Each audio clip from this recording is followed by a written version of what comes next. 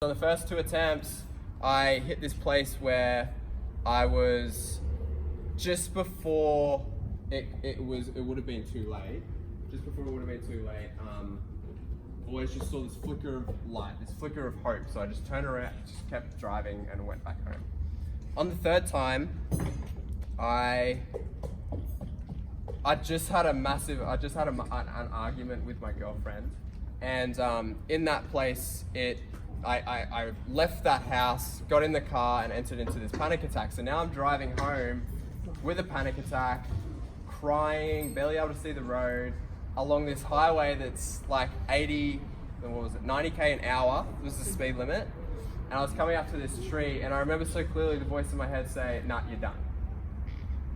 And so I accelerated, and I was probably going maybe 130k an hour towards this tree, speeding up towards the outside of this bend. And out of nowhere, my entire body froze. I had no control over it. My entire body froze, and I felt like this weight fall on my hands and guide me around this bend, which probably wasn't super possible at 130k an hour considering the actual axis of the bend.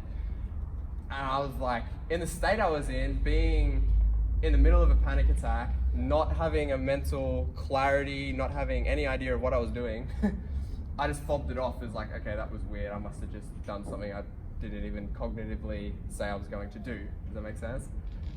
Anyway, that night I'm laying awake in bed, just staring up at the ceiling, like I was so used to, just with my mind just churning and churning and churning and churning, just with the thoughts just like, you're not worth it, just battering my mind and battering my self-esteem.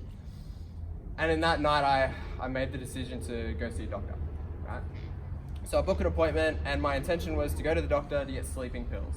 Now that would have been not the greatest idea, because the moment I got pills would have been the moment in the state I was in, I would have become addicted, and I would have wanted more and more and more and more. Anyway, the doctor didn't give me sleeping pills, but what he did do is he planted such a seed. This guy ended up being a Christian, and he told me after pushing back the doctor's appointment 3 times, so instead of being in there for a 15-minute consult time, I was there with him for 50 minutes, with him doing the psych evaluation, where I'm at, all that kind of thing. And he said to me right at the end, he's like, where you're at right now is I should be, now this goes against every kind of medical kind of law that they commit themselves to, but he's like, I should be committing you to seeing a psychiatrist and getting you into a ward.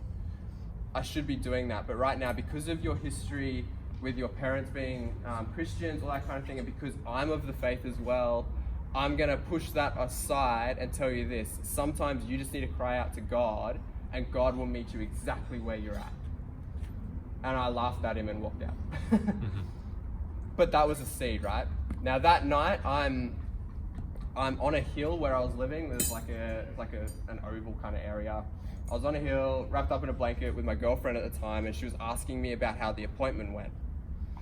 Anyway, I enter a panic attack. I'm a mess. I'm crying for 20 minutes, not breathing, just a mess. And she just sat there with arms folded, and she's like, "Are you effing done yet?"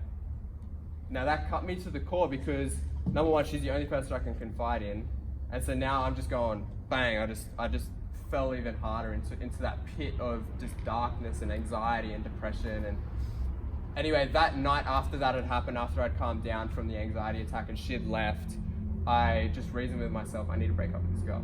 So the next day I broke up with the girl. Then what happened, that would have been the very start of February in 2016.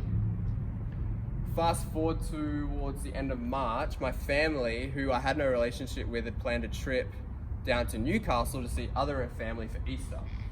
Right? Now, up until that point, I was planning a massive, big weekend, partying. We'd already looked at what drinks we were going to buy, the clubs we were going to go to. We were just going to get trashed. Some of my mates had already ordered the drugs and got the stuff sorted for the massive weekend. And on the Wednesday, before we were going to leave on the Saturday, my dad comes up to me right at the last minute and was like, "Are you sure you don't want to come?"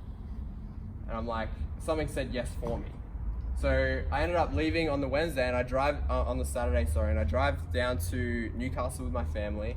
They drag me kicking and screaming to church on the Sunday, for Easter Sunday, and for the first time I felt a peace, that I hadn't felt my entire life. through the church history, the church experiences, I hadn't felt any of that before. But I was like, I don't want any of that. I was so stubborn. I was like, God was really drawing me in though.